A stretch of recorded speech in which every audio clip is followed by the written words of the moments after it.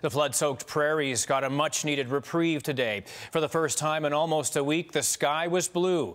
But the threat is far from over. Melville, Saskatchewan and Brandon, Manitoba are among the hardest hit. In between, several communities remain cut off after the floodwaters washed out dozens of roads. Now officials are surveying the damage, with Saskatchewan's premier touring the area today. Gill has more. The sun is shining on soggy Saskatchewan today, but the damage has been done. In the city of Melville, 500 homes have been flooded. I've never seen this before. No, it was kind of surreal this morning to wake up and know that, things are being evacuated. Melville is one of 55 communities under a state of emergency in Saskatchewan. Now there's still a backlog of water that's coming our way and could come towards the hospital, so we want to make sure that drainage occurs. The cleanup and recovery costs will be in the millions. The premier promises help will come from a rainy day fund.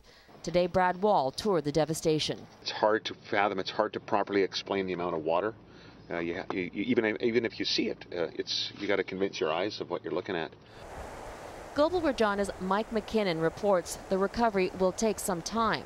The good news here in Melville, water levels are beginning to drop. We've seen them fall about 10 centimeters over the last day or so, but there's a long way to go before things are dry. We've seen the water over this golf course behind us, washing over the highway, making it practically impassable, and moving on for miles in the other direction, making it a difficult time for homes and businesses.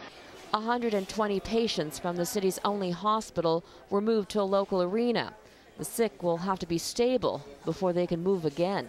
We didn't want to take a chance. We deal with very vulnerable populations, and it's our job to keep them safe. In neighboring Manitoba, 34 municipalities are in the same boat. As you can see, it's all drowned out here.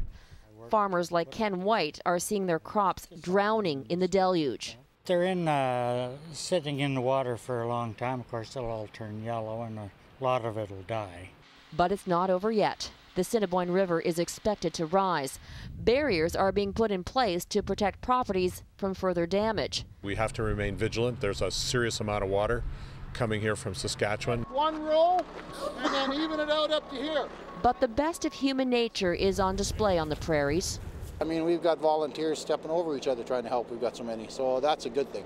Because it could be months before life returns to normal in this corner of Canada. Gill, Global News.